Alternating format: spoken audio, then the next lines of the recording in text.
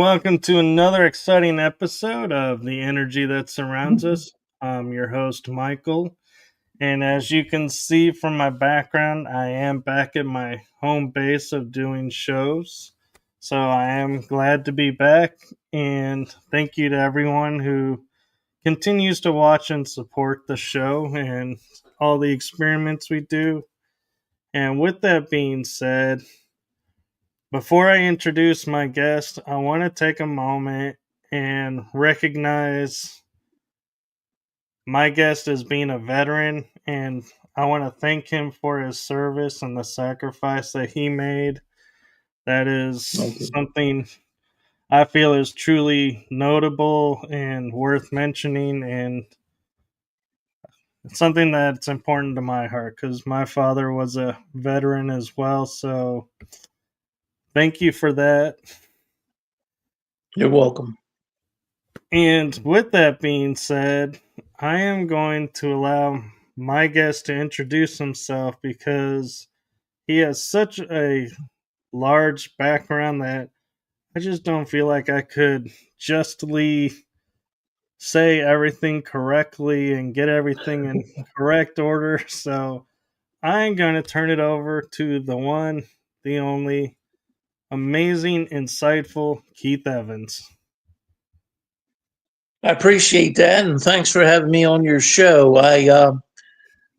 Every time I give myself an introduction, I always leave something out, and it's very hard to do an introduction, and you always feel like you need to include everything, and it's next to impossible. But I'll say this much: I've been interested in understanding, trying to understand the paranormal since I was 4 years old. And I learned very quickly you don't share that with your parents because they kind of go off their rocker. And anyway, I didn't really get into using equipment until about 2011, 2012. Prior to that, my paranormal research was just very primitive, just me, and I hardly ever I never did paranormal research with another person. It was just me by myself. If I talked to friends about going, they would remind me that my parents thought I was crazy for doing paranormal research and maybe I should try to do something else. So I'd never had a friend that wanted to do paranormal research with me. So most of my paranormal research was done and not even talked about. I usually didn't take pictures, definitely no videos. I didn't start doing that until I was close to retirement. And you might say I was 4 years old in 1962, and I didn't do my first paranormal video where I documented everything with equipment like the millimeter and the Obelisk 5. Well, back then it was the Obelisk 4. That was like 2011 or 2012. So I think if my community that I grew up in, which was very conservative there in uh, Central Maryland, I think if I'd have grew up in a community that was more welcoming to the paranormal, I might have really got into the field openly a long time prior before I did. But I think anyone that's interested in paranormal has to be careful because if you're in any type of law enforcement or if you're in any type of business where you need a security clearance, that could hurt your chances of getting a security clearance if they think that you're unreliable because they think you're seeing or hearing ghosts.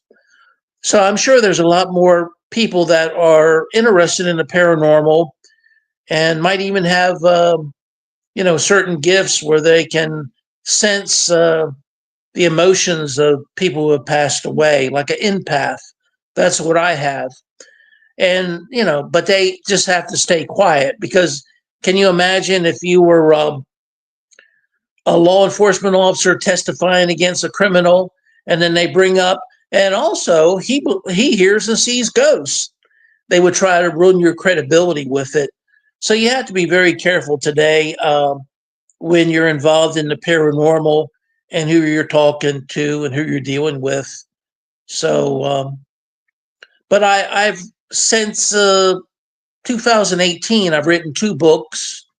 My first book that I wrote was A Hayes House Ghost or People Too. And to me, it was a heartwarming book about two families that really fell in love with a Victorian home. The one family built it in 1908, the Bucks, and they were there until the head of the house, Jeff Buck, passed away in 1922. And then the next family that lived there for a long period of time was the Hayes family, and they bought the Hayes house in 1942.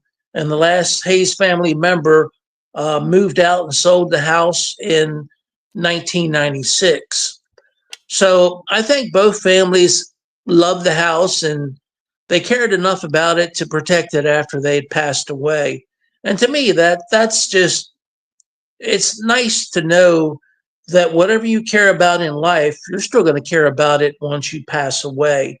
And I know a lot of people are preoccupied with being afraid of the unknown or afraid of ghosts and spirits, but I think they're wasting their time with fear. And the only thing they really have to fear is fear itself. Because once you start to understand the paranormal, it's more interesting and intriguing than it is scary. Now, my second book, Vampires Dead or Alive, was released in October of 2024. And that book is a lifetime, almost a lifetime of me thinking about vampires. And what brought me to think about vampires was the fact that there was a TV program. It was a British sitcom called Dark Shadows. And the main character was Barnabas Collins, who was a vampire. And he was a vampire with feelings, emotions. He cared. He worried about people. He wanted the best for people. He didn't want to bite anybody, but he was a vampire, and that was his existence that he was dealing with. And I really thought that brought out a different view than what most people had always thought of a vampire as being a bloodthirsty killer that's going to get you when you're asleep at night. I really felt that the British sitcom did really made honest work towards helping people to understand vampires. And I really feel that uh, vampires have been given a raw deal over the years. But anyway, getting back to my main point, after watching this British sitcom called Dark Shadows for like 3 or 4 years, and really my hero at the time was Barnabas Collins. I just thought he was the greatest. It made me think about, how do vampires have all these abilities? How do they have all these powers that a normal human being doesn't have? Like, how can they dematerialize? How can they shapeshift? How can they look at a mirror but not have a reflection? And all this made me think over the years. And I didn't get my degree in chemistry until I was 50 years old. And during the process of getting that degree, I was able to take some courses like genetics and quantum mechanics and physics.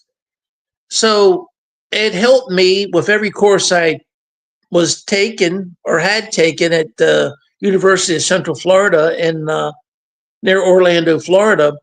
That helped me to actually add to my um, describing how vampires can do what they do.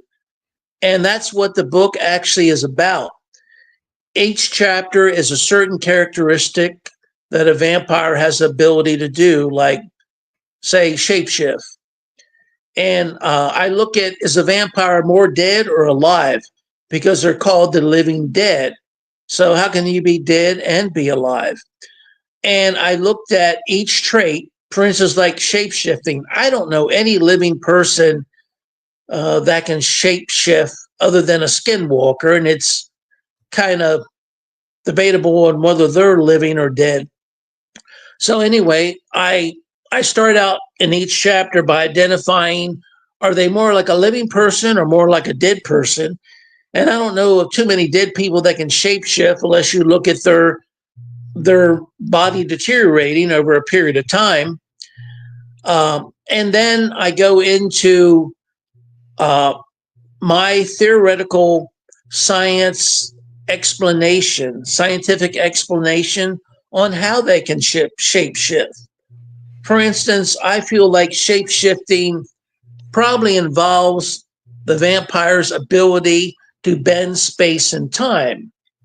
Now, to bend space and time, you need a lot of energy, whether you're magnifying the ley lines of the earth, the natural energy of the earth, or whether you have some type of small black hole in your pocket that just bends space and time for just the vampire so that the vampire can go back into time.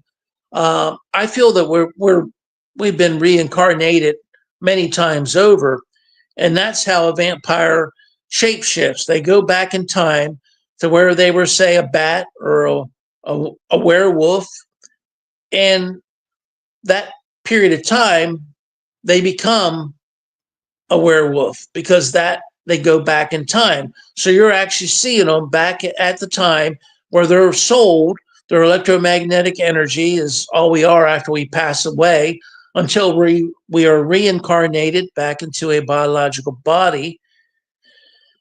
Are sold when we're in a body of a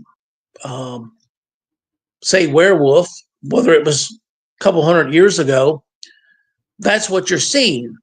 And the person who's seeing the shape shifting, they're not going back in time. So somehow the vampire has the ability or the technology to only bend space and time locally for their own physical body, but no other part of the room is going back in time with them, or no one who's watching them is actually going back in time. But you get to see the vampire uh, as they shapeshift. They're actually bending space and time to go back to when they were whatever they want to shapeshift into. So that's how the book goes. And it's not a very long book. It's a little less than 50 pages. So it's available on Amazon as a paperback for about $10, ebook on Kindle for about $2.99. But the book has no fluff. It's just all information that most people find brand new. For the people who have read the book, they just said the book blew their mind. They said they would have never have thought of any of the stuff that I had thought of as far as how a vampire do what they do. And most people say that it actually led them to want to do more research onto vampires and, just to see, you know, I do a whole chapter on genetics, more or less, as far as mutations of a vampire. And I talk about how the different research scientists have looked at the difference in the genome, the genes of a fruit bat versus a vampire bat. And they found that most vampire bats are just missing certain amino acids from their DNA and RNA, and that accounts for their ability to, drink blood and not taste that horrible iron flavor that most people taste when they have, when they're around a lot of blood. I was an Army medic and a Maryland EMT for years, and when there's a lot of blood on a accident scene, I can taste the iron in my mouth, and I don't have any blood in my mouth, but you can actually smell. To me, blood smells like iron, you know. So anyway, the bats have also the ability, since they're drinking vampire bats, they have the ability for their stomach to, their digestive system to remove that amount of iron, and it comes out in their bat droppings. That's the reason why bat droppings are so good for fertilizer, because their iron rich food supply, which is blood, they have to remove that. Otherwise, it would probably kill them if they don't remove it from their you know body. So, are there any live questions or anything from people? I keep seeing stuff pop up, but I can't read it because my eyes aren't that good. Well, there's the chat room's pretty quiet right now, but I do have a couple of questions for you that I was hoping to ask, and one is, as a paranormal investigator and your research into vampires, do you feel like your background as a forensic scientist kind of guided you and opened your eyes more to what was going on than, say, someone who has no science background? I think so because even getting my degree in chemistry and doing research as a chemist, um, that prepared me for being a forensic scientist. You go in with an open mind. You don't have any preconditioned, outcome. A lot of people look at a person and say, well, that guy's bad, so I'm going to look for something to prove he's bad. And as a scientist, I mainly look at the evidence. What does the evidence point towards? And the evidence is like something physical. So, I try when I do paranormal research to get photographs, whether it's thermal imaging or a regular photograph or some type of infrared type photography. And I try to get a piece of equipment to support, what I think or feel. And then if that piece of equipment can give me an intelligent response, then that helps me to make my decision when I analyze the data from my paranormal research. So I try to go into it, with an open mind. And I can only say throughout my paranormal research from 1964 up until, today, 2025, I've only had one situation where I may have, and I say may have, uh, come in contact with a possible vampire. I think ghosts and spirits are have the ability, just like vampires, to send messages right directly to your brain, and that message could be as a like a video. So you hear them, you see them, and you actually think they're in the room, but they're not in the room. Um, Telepathic. I think telepathic is the term. And I had one situation like that when I was doing paranormal research in St. Augustine, Florida in 2020. And I went there right before COVID hit hard, and there was like only a 1 week shutdown in St. Augustine. And during that 1 week, the paranormal research was just off the walls. It was almost like the ghosts and spirits knew something was going on. But anyway, while I was there at the 1880 Victorian in St. Augustine, and that's a 3-story Victorian style townhouse that was built in 1883. And the owners at the time that I did the paranormal research, they called it the 1880 Victorian. So that's what I call it also. Um, I saw a young lady that no one else could see. And I know I'm not delusional because usually if you see something and you're having some type of delusional problem, it's usually negative. So, and this young lady was friendly. She was attractive. She had very pale skin, which in Florida, most people, white people, don't stay pale very long. They either turn red or brown. So she was unusual in that way. And she was unusual that she laughed a lot. She just thought it was so funny that I could see her and no one else could see her. But she was polite in that she didn't give me away. She didn't say anything to me when she was around other people. And I at first I thought she was either a friend or a family member of the owner. I thought it was the owner's daughter because he told me he had a daughter. And I was at the 1880 for about 2 months doing paranormal research. And during that 2 month period, the owner came down to visit uh, on 3 separate weekends.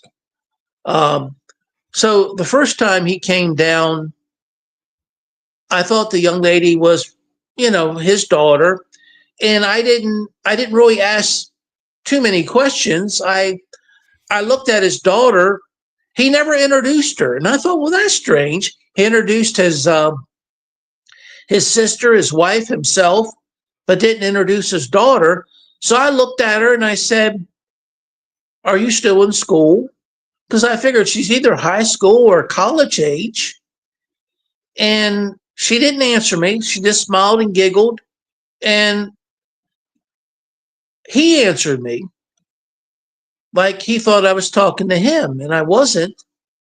So he had invited me to sit down in they only had 4 rocking chairs on the front porch at that time. And he invited me to sit down, but the young lady would have to get up and move. So I didn't want to sit down if I was going to be taking the seat away from her. And I thought that was strange. And he even told me later on, he said, "Well, I remember you got a funny look on your face when I asked you to sit down." And he wondered, he couldn't figure out why I did that. And he found out later on that I could see this young lady, but he could not. And no one in his family could see the young lady either. So she kind of had, do you remember Shirley Temple when she done the tap dancing up the stairs backwards? She had those Right. big kind of curls in her hair. Well, that's the type of curls this young lady had. And this young lady had either black or dark brown hair. So I haven't seen those type of curls worn by a young lady much since maybe the early 60s. So that might be the time period that this young lady was from. And I don't, excuse me, I'm not saying that she was a vampire because I think ghosts and spirits have the ability to actually send the message also straight to your brain so you see it, you hear it, but no one else can. And you don't know that if you're being a if you're receiving a direct message from someone who has the ability to telepathically send it to you, you don't know at that point in time that you're actually seeing something that no one else can see. Now, it could be such a thing that there was some type of time warp so that this young lady, she said her father owned the place, and maybe back in the early 60s, maybe her father did own the place. I don't remember her ever giving me her father's name, but maybe it was some type of time warp so that only her and I were involved in it.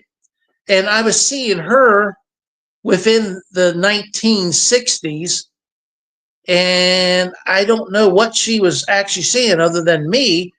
But by seeing me, she was seeing me in the 2020s or the year 2020. So that might be another explanation for the reason why I was able to see this young lady and nobody else was.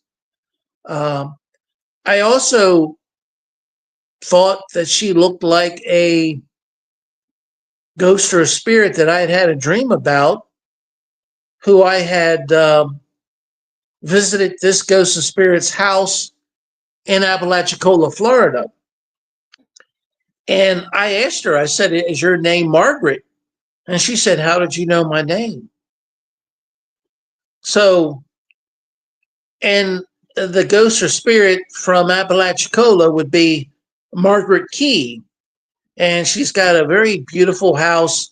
Her and her husband did not build the house; they moved in to the house. It was already built, but she lived there until her death around 1996. But I had actually went to her house to try to see what it looked like on the inside. At that time, I did not say anything to the owner about being a paranormal researcher because sometimes that's the quickest way not to be able to get in to see the house. So I just told him that I just wanted to see the beautiful house. At the time, the guy let me in. I didn't even know if he was the owner. He was outside doing lawn work with a group of other guys. And then as I left, I thanked him for letting me see the first floor of the house.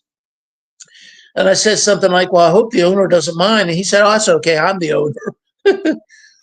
So that was probably at that point in time, I was living in Houston, Texas, and I was working for the Laboratory of Scientific Services.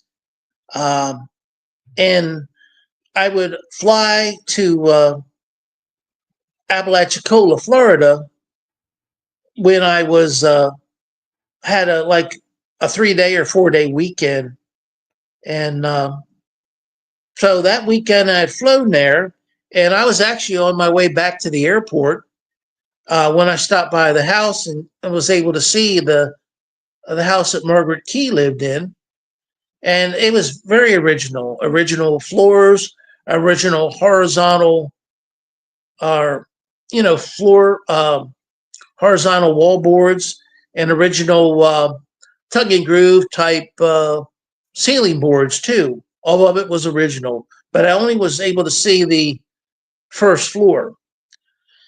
So anyway, when I went back to get into my car, it was a rental car, and I had it for the whole weekend, and I never had any problems with the seatbelt needs fastening light come on. But at that point in time, I knew a ghost or spirit was sitting in the passenger seat because the seatbelt need fastening sign came on. So I don't know if that point in time I fastened the seatbelt or not. I don't think I did, but I just said out loud. I figured it was Margaret Key, and I said, Margaret, I'm getting ready to go to the airport. I'd already pulled out and was on the road on Highway 98 heading back to the airport in Panama City or near Panama City. And I told the ghost of Margaret Key that I'm about 5 miles out of Apalachicola, west of Apalachicola. If you don't go back home now, you'd have to go to Texas with me. And then at that point in time, the alarm that said seatbelt need fastening went off, and I knew she'd went back to her house. But the next weekend, I didn't go out of town. I stayed in Houston, and I had a strange dream. And in the dream, I saw a elderly woman. Well, actually, I heard crying. I was on the second floor of a old house.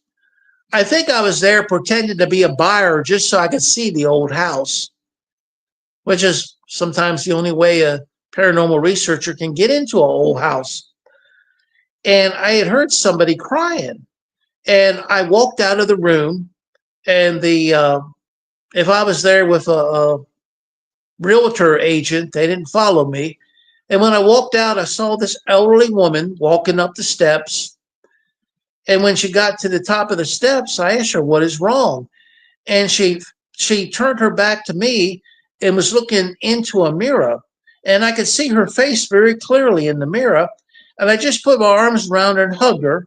And then she just said, "I must not." And then the dream ended.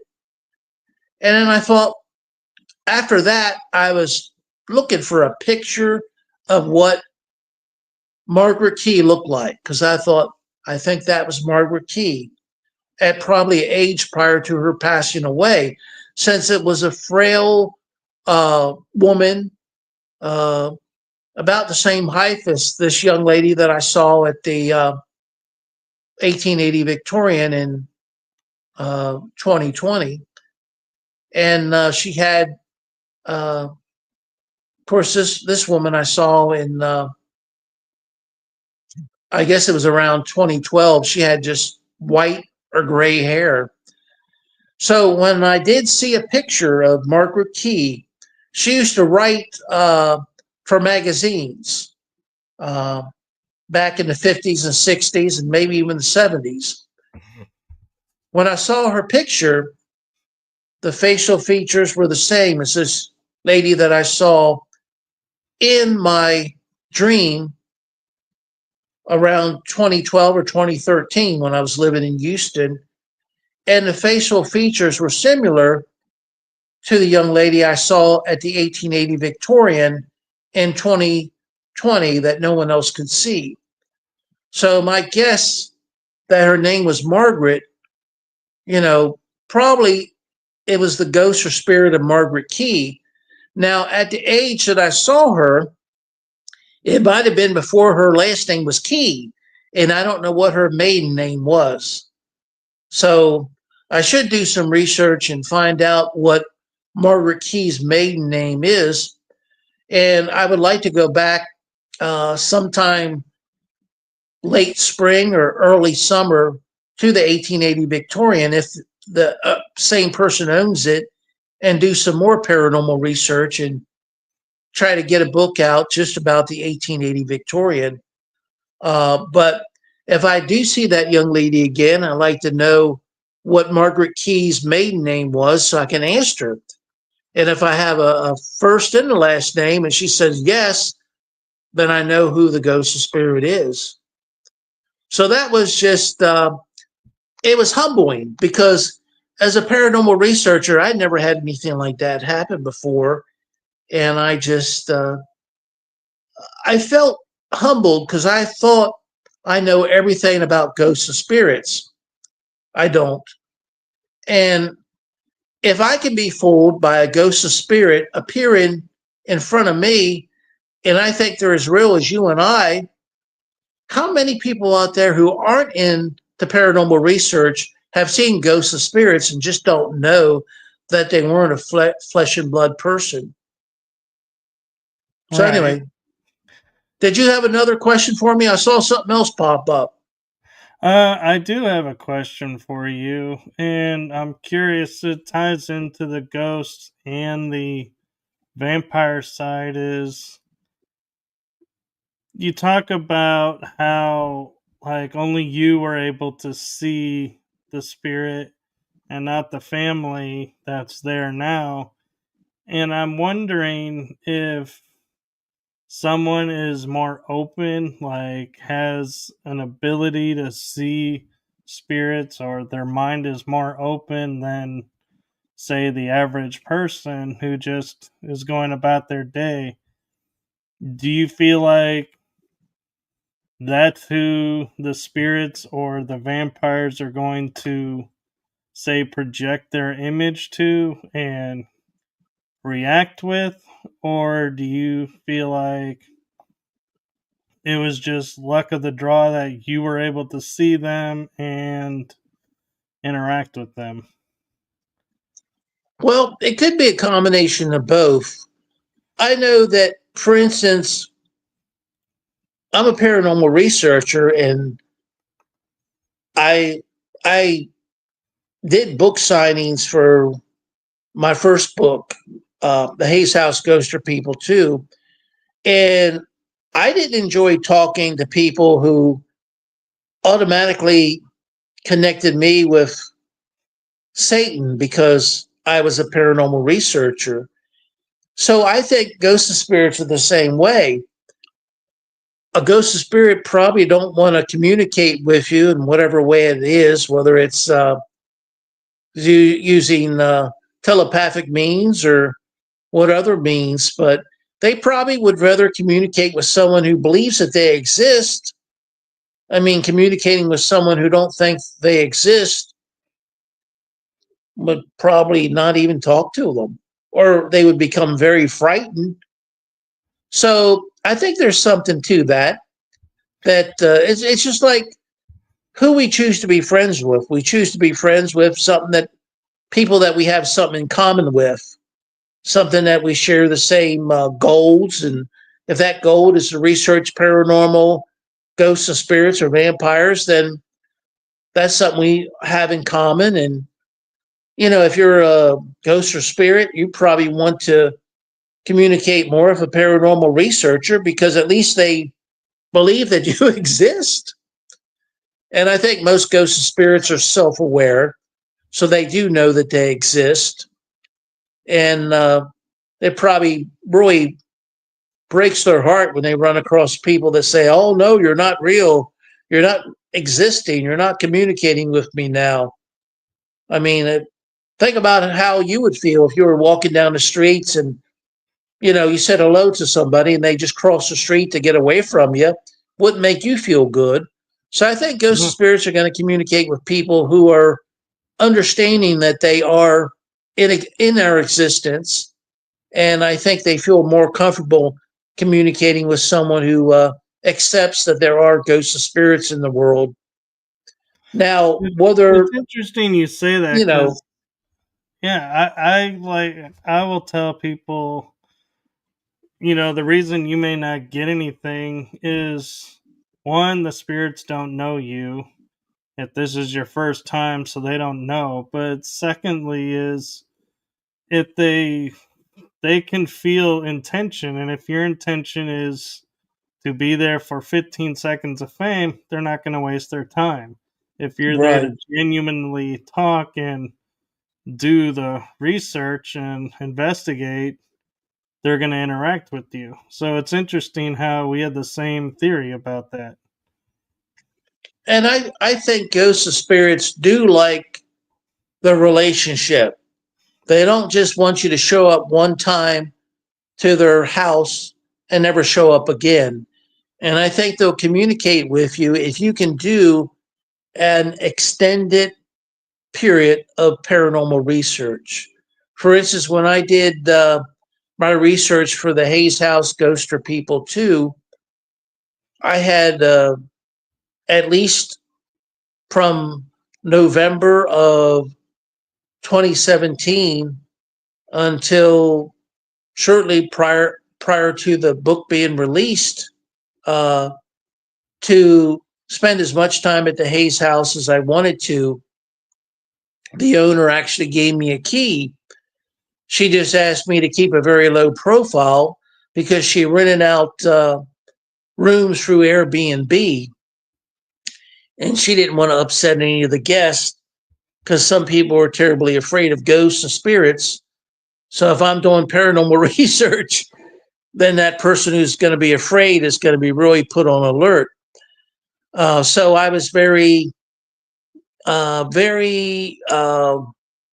cautious as to trying to do paranormal research. I actually caught people who were staying in the Airbnb trying to like do surveillance on me.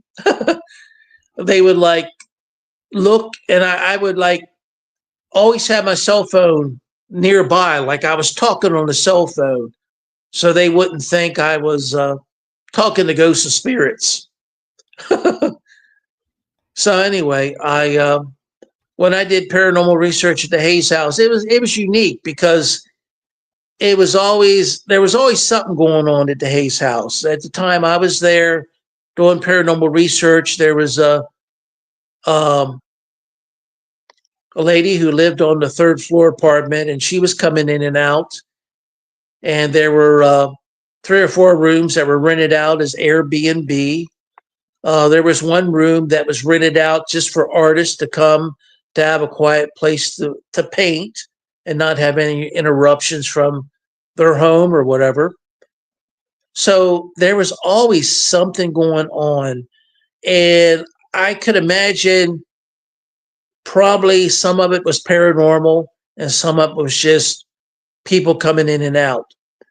And there was a front door and the back door, and some people used the back door and some people used the front door.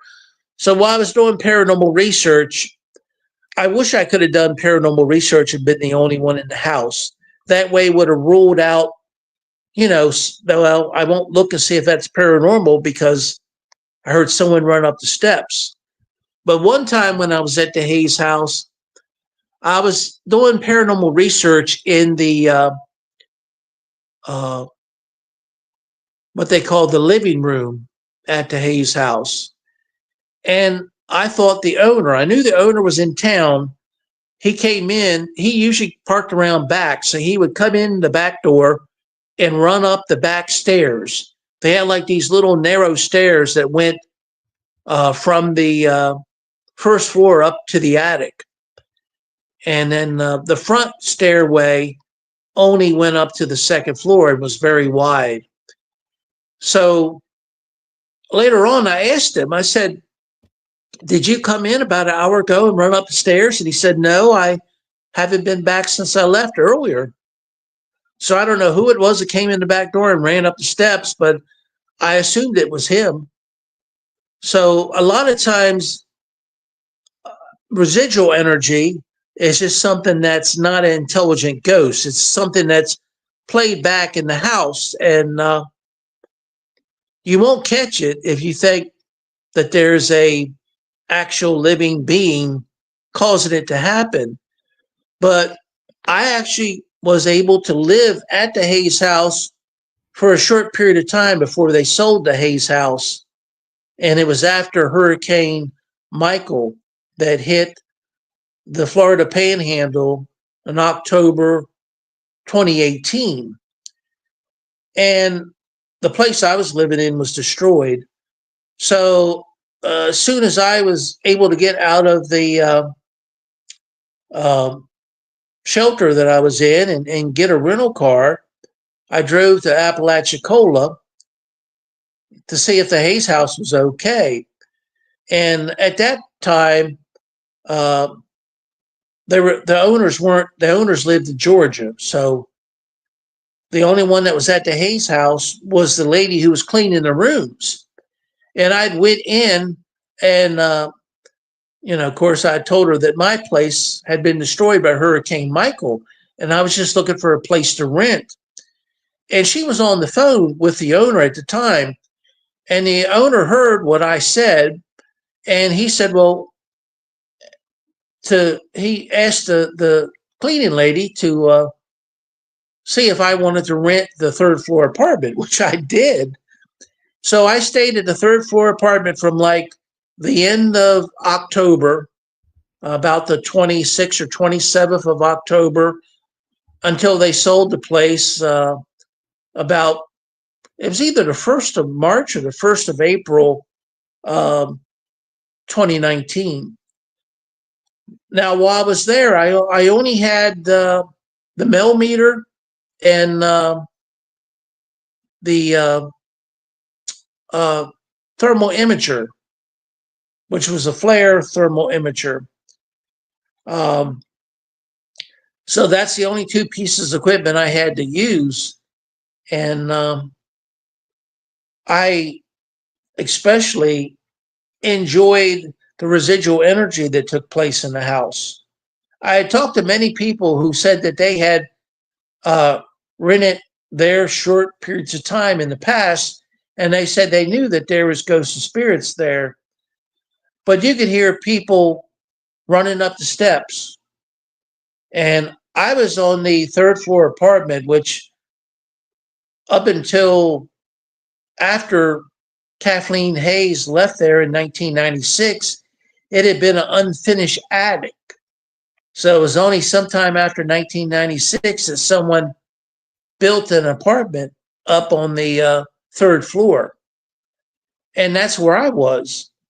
And I could hear at night, it was usually sometime between, I would usually go to bed around 11 p.m. And between 11 p.m. and 1 p.m., you could hear someone running up, not the whole steps, but some of the steps. You could hear like clump, clump, and then the landing, and then clump, clump, clump up to the top. The front stairwell was kind of funny. It had two landings before you got to the second floor. So what I heard was like residual energy, and it was always like the two steps before you got to the second landing, and then three steps until you were on the second floor, and it would just repeat itself. And there was no one in the house. At that time, there was a gentleman living on the second floor apartment with his daughter, and I would always ask him. I said, "Did anyone come in around 1 o'clock that you know of last night?" And he said no. And a lot of times he wouldn't even hear what I heard. So I don't know whether he was just dead asleep and it didn't wake him or what.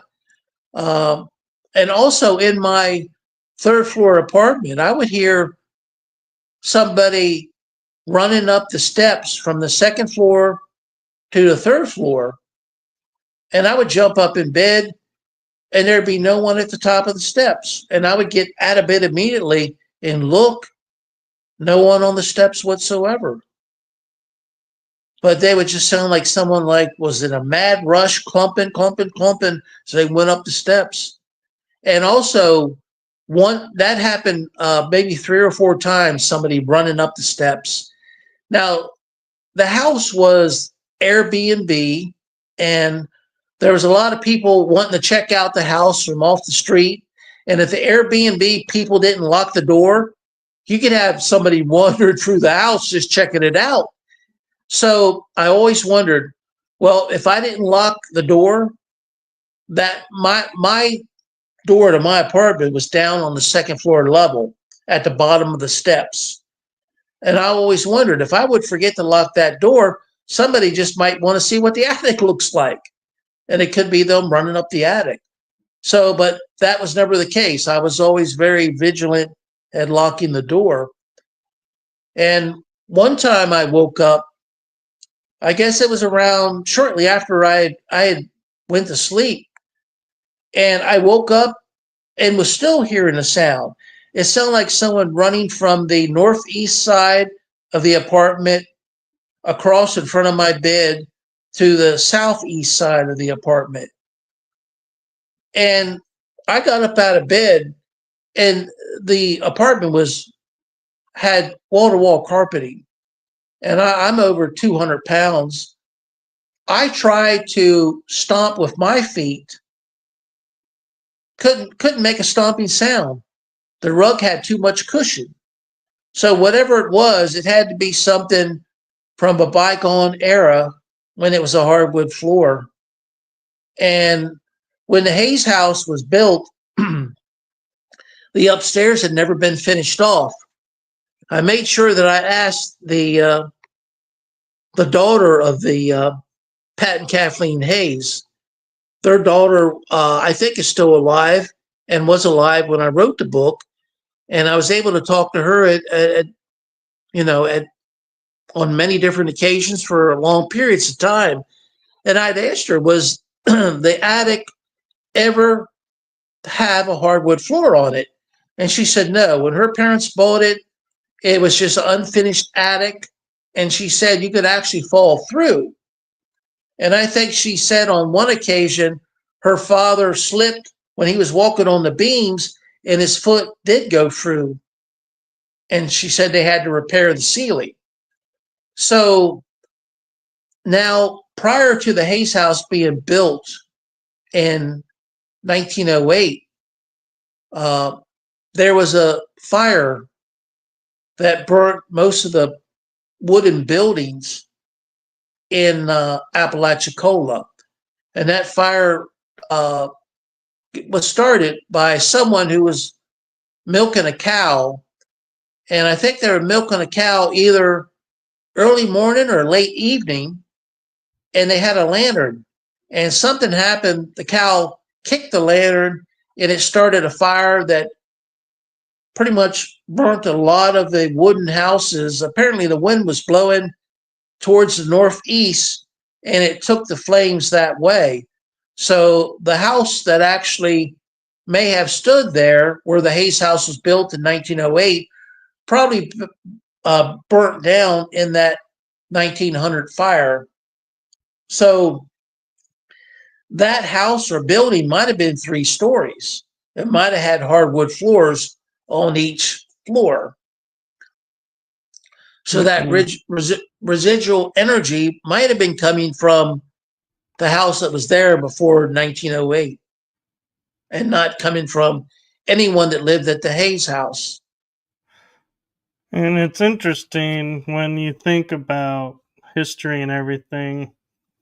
I might be off in the timeline, but when you say like a lady was milking the cow and caused a fire, my first thought that popped in my head was the same thing happened in Chicago. A Yeah. cow, a barn, and a cow, and the Great Fire, and so it's like, did people not read, stories, the news, or did news not travel fast? In which case, people weren't being more vigilant or more aware of their surroundings to not put the lantern in range of the cows. And Well, so, apparently this fire that took place in 1900, they went with the burn patterns, and it was actually in the local newspaper. But the the cow actually was just tied in the back of the Methodist church that's still there, and the burn pattern started where that cow was tied and went from there to the northeast. And I think that the person who was milking the cow was the first person to report that the fire was out of control. And so I think that part is probably historically sound. Um, but that's one way for me to explain how I was able to hear residual energy in a house that was built in 1908 that never had a hardwood floor on the third floor. The building or structure that existed prior to that fire taking place in 1900 may have had a third floor of a hardwood floor. So that would be residual energy from the building that had been where the Hayes house was actually built in 1908. So right, and a lot of people think that if the house was built, that you won't get any residual energy from whatever took place before. You could be on a piece of property where a Native American was killed back in 1357, and you might be picking up residual energy from that. So a lot of people aren't open minded enough to think back any older than, say, the house that they're actually in. But that doesn't mean that there's not residual energy that's been around since the dinosaurs, probably. And a lot of times you might pick up residual energy from 2 dinosaurs fighting and wonder what the heck's going on. I haven't yet, but it wouldn't surprise me if someone in the future picked up something like that, because residual energy is just like air soul. It can't be destroyed or created. It's there, and I think it's going to remain there. You just need someone at the right location to hear it and witness it. And you just have to understand it's not a intelligent ghost or spirit. It's just almost like the environment has encapsulated a video and an audio, or in some cases just the audio, and you're hearing it back. In most cases, I hear the audio. I very rarely see residual energy where it's visual. So I don't know whether it's just easier for the environment to record, like a tape recorder, the sounds of events that took place from the past, or whether maybe someone else has the ability to actually hear and see residual energy that's taking place. We're approaching the hour, so I don't know if you have time to go a little bit over or. Yeah, I have time if you want to go over.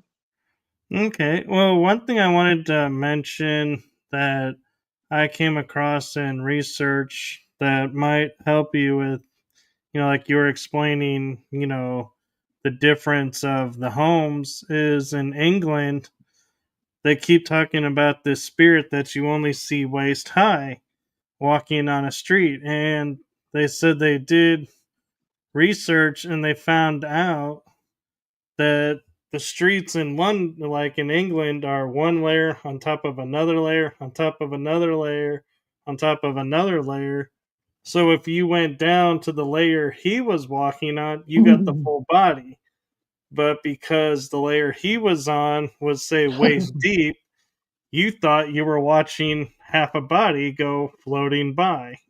Right, And so they started to find out in England you can't judge the spirits by what you see. You have to look to see, okay, if it's a child, how many layers down is he walking right. versus going, okay, yeah, we have a decapitated body floating by.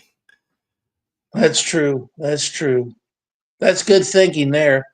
Hey, I was wondering, do you mind if I share the people at home Vampires Dead or Alive, the book? Yeah, no, I'll go hold it out ahead. here. That's And the front cover. I have a question for you about your theories in the book. That's the back When cover. when I was Go talking ahead. with you and we were talking about they could be, like, we were theorizing an ET race that's visiting here. And And this is so the Hayes House ghost for people too.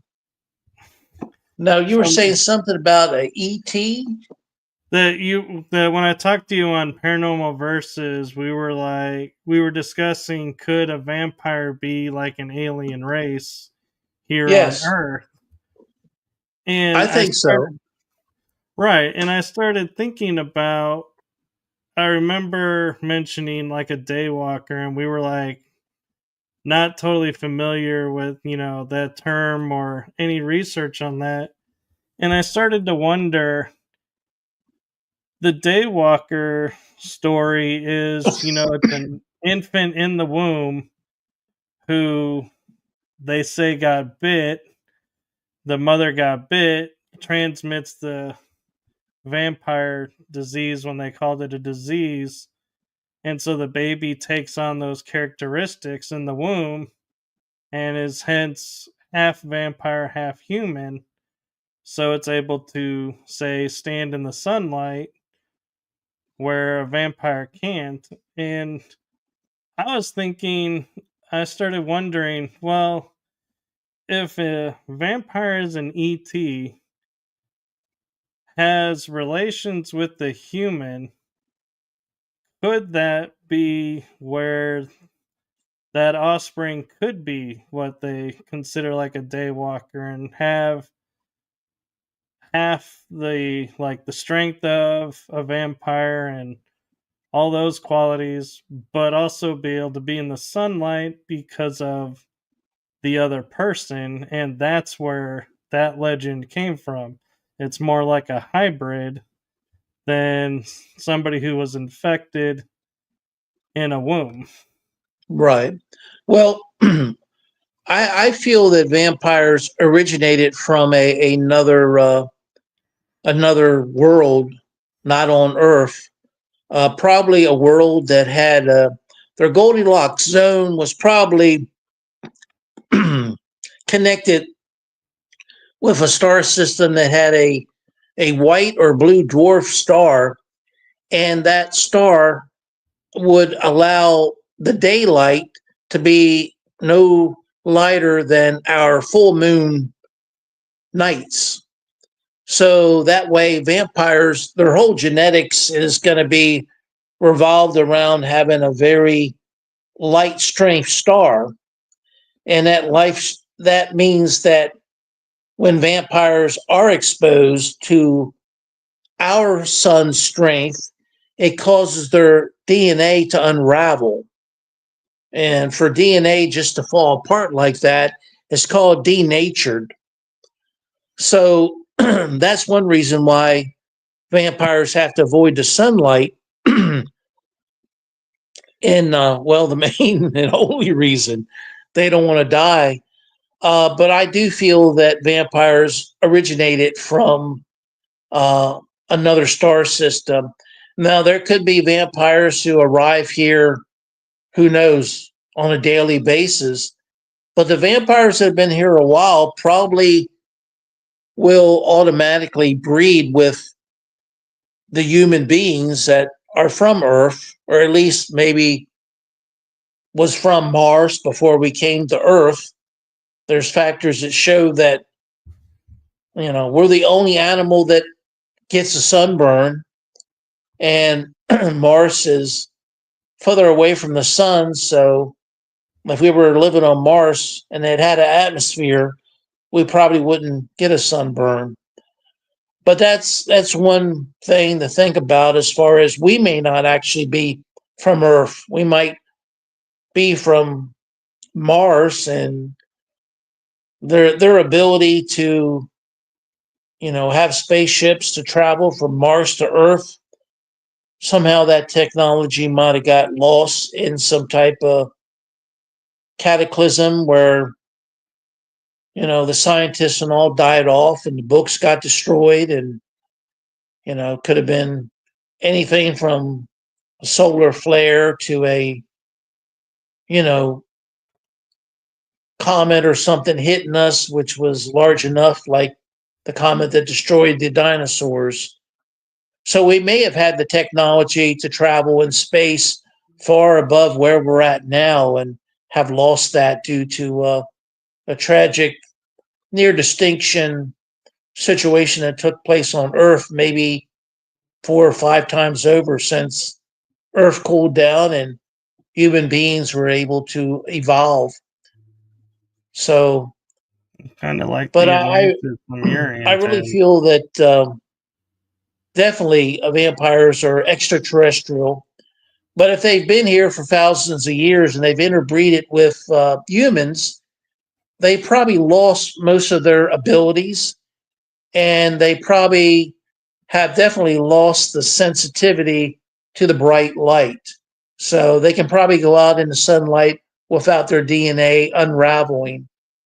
Which, if you were a vampire, and you had to worry about coming in the direct sunlight, and your body starting to just go from a physical phase to a gas phase because your DNA is unraveling, you'd want to mate with humans too, so your offspring wouldn't have to worry about that.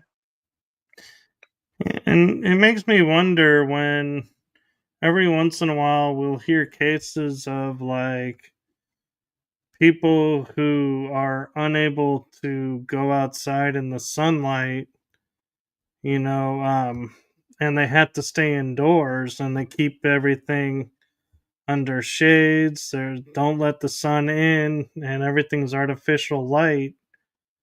If Well, that's a albinos, misdiagnostic,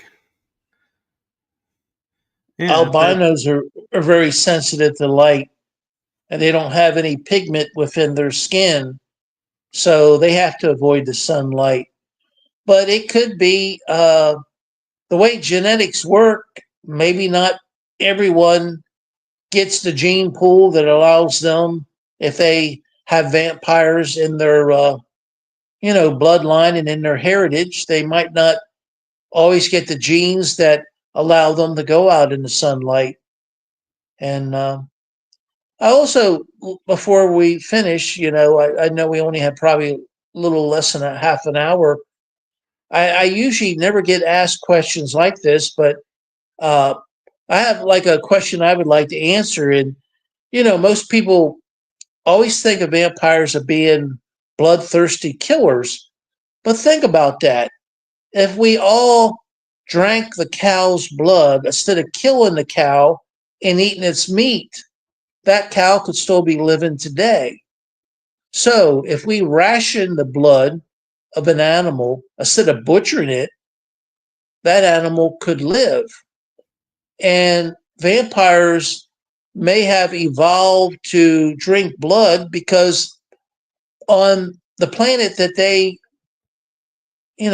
originated from, having a white dwarf star, maybe animals on that planet weren't able to breed and repopulate very quickly. So if you ate all the animal meat, you might then starve to death. So there had to be some reason why vampires originally evolved as being able to drink blood. Now we always think of it, well, they're bloodthirsty and I'm frightened and I'm afraid and somebody needs to, help me in some way. Well, maybe we're looking at it all wrong. Maybe we should look at it that, vampires, whatever star system they came from, if they had a white dwarf star or a blue dwarf star that only gave them enough sunlight so that it was, brightest on their moonlight night, maybe animals on that planet couldn't populate 2 or 3 times a year. And maybe that's the reason why they said, let's drink the blood instead of killing the animal and then all starving to death. Because maybe wherever planet this vampires came from, maybe that's the problem that they had. They had problem with too many vampires starving to death because there just weren't enough animals to repopulate their ability to eat them all. So maybe that's why they turned to, you know, they evolved to just being blood drinkers so they would never have to kill the animal. They could just take their time and not drink too much blood too fast. And then the animal could live a normal life and not have to be slaughtered. So there's positive ways you can look at vampires. And that's the way I look at vampires. I mean, I know from a child coming up, everyone looked at me and said, he, as an empath, I was able to feel, I guess you could say, the happiness that certain parts of my relative's house brought them. Like I had there was a house in the family since about the 1880s and stayed in the family until the last Franklin sold it in the 1980s. And that house had wainscoting, which is you see the actual wooden grain of the wood, and it's painted with either varnish or some type of oil applied to it, so it's very glossy. And as a child, I'd look at that and I'd laugh and giggle. It just brought me such happiness. And I think what I was feeling was my blood relatives on my mother's side, the joy that this wainscoting brought to them when they made them proud when they would show friends and family, look at my beautiful wainscoting. And if people don't know what wainscoting is, it's wood that comes up from the floor molding to about window level. And it has molding at the top. That way, if you have a wooden chair and you scoot the chair against the wall, it won't dent the wall. It'll just run into your top of your molding at the top of your wainscoting. So that always just brought me such joy. And especially my mother was so distraught about that she wouldn't allow me to go to that house anymore, which hurt my feelings because, as a 4-year-old, I like being happy. And I even had 4-year-olds that knew of this because my mother told everybody. I had 4-year-olds that would tell me, something's wrong with you. No 4-year-old looks at wood and becomes happy. So I was I was pretty much a piranha up until I moved to Florida. I had a hard time getting anything but a minimum wage job. And it's just because of the way people think negatively about a certain person. Now, you could take me as a child and having the ability to be an empath and feel certain things from objects that other people felt that made them happy. I still go to an antique store today and be happy go lucky and never, I don't collect antiques. I don't buy antiques. Antique people get tired of me coming into their store and not buying anything. But I sure am happy while I'm in there. And I'm feeling all the joy that the antiques have brought to people that, you know, maybe in a person's lifetime, they could only afford one antique. And they sure were proud of that antique and they loved it. So I feel all that as empath. But a lot of people, when I was growing up in the early 60s, they wanted to look at that as if to say, well, he's got some type of problem. Back then, they used to call it retardation, mental retardation. And, you know, doctors were the same way. They didn't know any better. And my parents were like, oh my God, you know. So I was the bad guy, and I wasn't trying to be the bad guy. I was just being honest with my parents, which I learned at a young age. You can't be when they treat you the way they treat you. You can't be honest about your empathic abilities. Of course, I didn't know that term when I was 4 years old. So I look at vampires the same way that people looked at me in the 1960s and where I lived at in Maryland up until I moved to Florida in 1993. A lot of people looked at me as if, well, he's not all there. He's either crazy or he's, you know, mental retarded or whatever they want to call that today. And that was never the case. That just wasn't any situation like that. But that's how people can be molded and brainwashed into thinking another person is evil or bad. And I think the same thing happened to the vampire. And I just Right. like to say, if I was a if I was a cattle or a deer or an elk, I would rather the vampire drink a pint of my blood than to kill me and eat my meat. So anyway, You know, that's a good point, and it actually made me think about something else that's going on, and it's a two-part theoretical question for you. And the first part is, do we feel like when the vampires first came here from where they came from, being, you know, they fed on blood, they realized humans, if they drink them too much and they disappear, people frown upon that. So they had to switch to animals to be able to keep themselves hidden and able to live among us without us targeting them. And then the second part of that question is, when we see like stories of like animals that are found mysteriously drained of blood and maybe missing an organ that's tied to the blood, could that be a vampire that was there and maybe went too far with their feeding, and that's why there's no blood in that animal and no blood on the ground because they drank them too much, too many vampires fed on the animal at the same time. well, your first theory about vampires. I mean, if I was a vampire and I was trying to live as just a human, you know, if you're out drinking the blood of human beings, probably someone's going to rat on you and tell, you know, or someone they're going to see the bites in your neck. So feeding on large cattle or horses, you know, they won't miss a pint of blood because they probably have 20 or 30 pints, I think, for a cattle or a horse. So I'm sure that vampires would rather feed on something and not give themselves away so they could just hide within, you know, the existence of being just another human being. And that would allow them to breed with the human beings. And I'm sure that has happened. So there might be a little bit of vampire in all of us. Now, when it comes to these cattle immunizations, I'm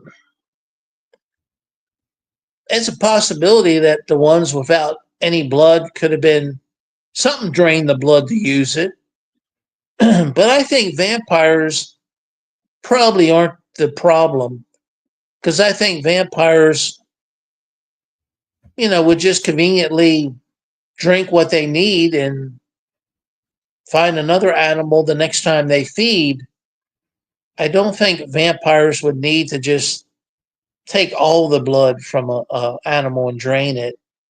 And a lot of these mutilations seem to be something as far as advanced surgical cuts that our medical science does not have the ability to do. So whoever's doing it is far above our ability and our technology than what we have here on Earth. So I think it would be a uh, a race of extraterrestrials who are doing it, and I think if anything, they're doing some type of experiments. They might be, doing some type of interbreed or some type of DNA manipulation. They have to understand about the cattle's system to be able to better manipulate the DNA to come up with a better cattle. So, can I rule out that it's not vampires? I can't rule out that it could be a vampire that's doing it, but I would think that vampires would not really have the need to do the scientific research or manipulate or change the DNA of the animal. So it looks like they're just trying to dissect the animal the way a medical school would dissect it, and they're just looking at certain organs, and they don't seem to care about the life of the animal. Now, if you're from a extraterrestrial race that has the ability to have a laser that can do such fine cuts and have a laser that's powerful enough and small enough that you can hold in your hand, why wouldn't you just take the animal and do some type of x-ray diffraction and keep it alive? Now, x-ray diffraction is a way of looking at different portions of a human body. Well, actually, it's done on X-ray diffraction as we know it today is done on metals and not on the human body. So I stand corrected on that. But we have nuclear medicine like CAT scans that can look at the full thickness of the brain and look at different levels of the thickness of the brain. Why wouldn't these extraterrestrials just not use some type of tool like that to study the cattle's system if they want to manipulate the DNA without having to kill it? So I don't understand that either.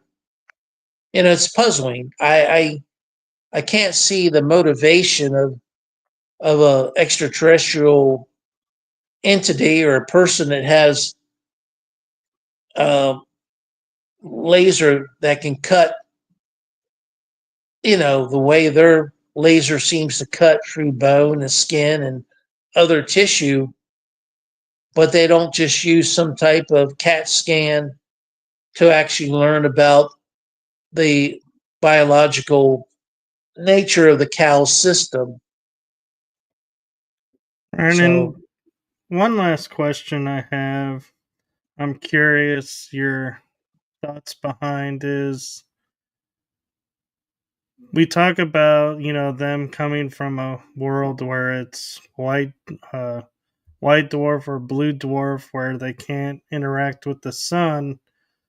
Could they have found by feeding on the blood of the animals who pretty much live under the sun, they found like an antidote that as they kept drinking it and reproducing if they had that ability, that all of a suddenly sunlight wasn't an issue?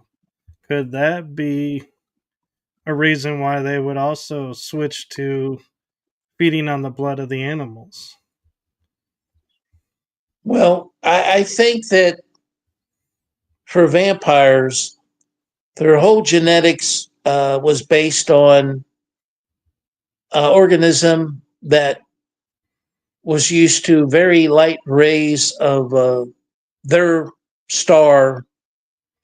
So the fact that their DNA will denature when they're exposed to a medium strength star like the sun on our planet, I don't think there's anything that could stop them from being denatured other than to crossbreed with, humans. So I don't think drinking the blood of animals would actually help. Um, I don't know the full extent of the biological system of vampires. So in the future, there might be a possibility that that could help, but I would say probably would not. I don't think that will help them to withstand the sunlight. I think they would have to actually genetically alter their offspring by breeding with humans. Okay, and one last question we have is Kitzla Hell is asking, do you think this is where narcissists come from? I don't think so. I think narcissism is it's a form of mental illness where people have enough smarts where they can manipulate others and can really cause a lot of hell for a lot of people.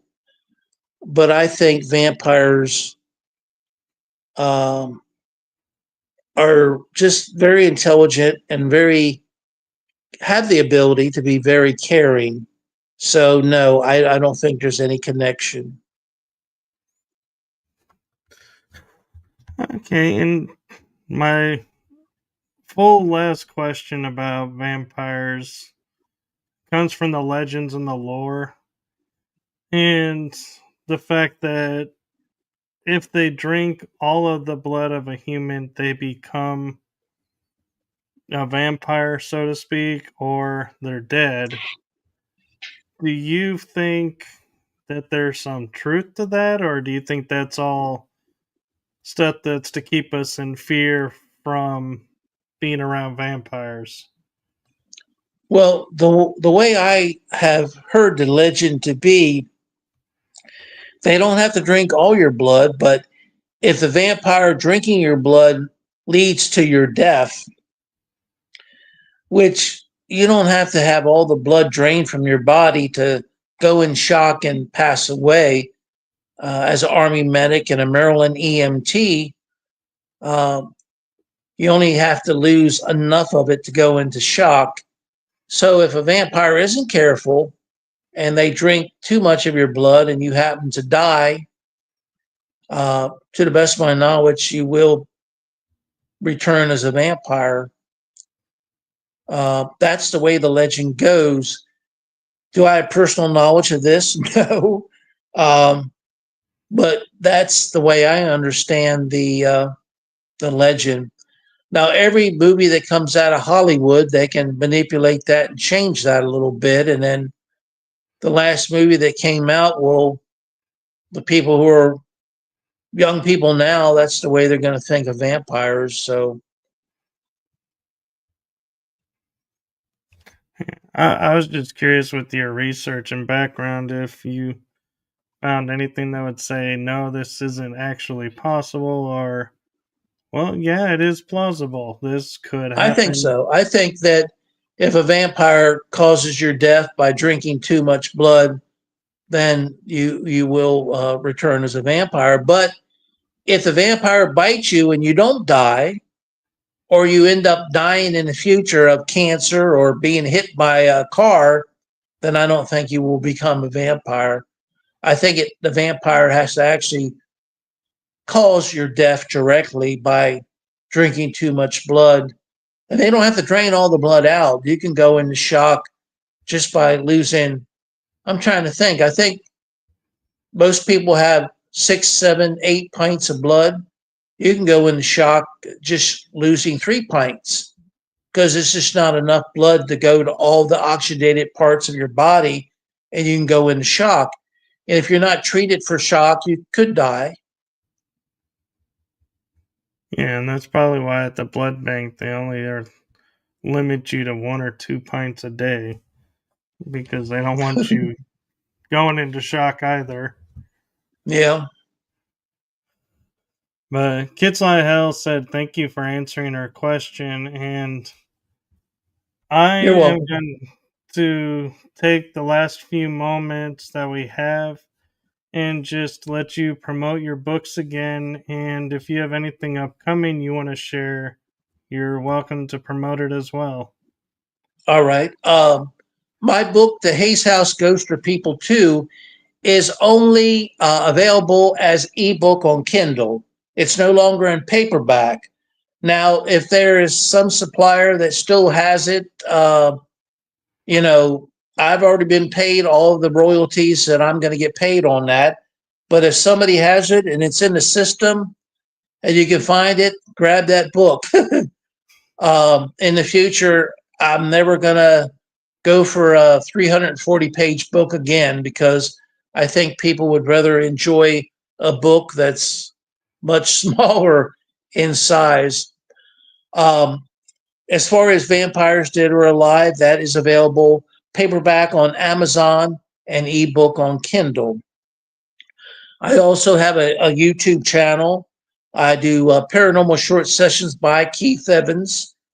I usually try to communicate with good to neutral ghosts of spirits that are just hanging out and just show people how I go about communicating. And I try to analyze my communication as I go along. And I take at least 30 to a minute long promos that I put on Instagram and Facebook. And then I also put the whole promo on YouTube along with the paranormal short sessions that I do. Because sometimes if I'm doing a promo and I'm getting good data, I won't cut away. But Instagram or Facebook will only do about 1 minute of my promo and then they'll cut it. So if you're watching a promo of mine on Instagram or Facebook and it cuts away after 60 seconds, you can always go on my YouTube channel and see the promo in its entirety. So it's free to subscribe to my YouTube channel, which is called Paranormal Short Sessions by Keith Evans.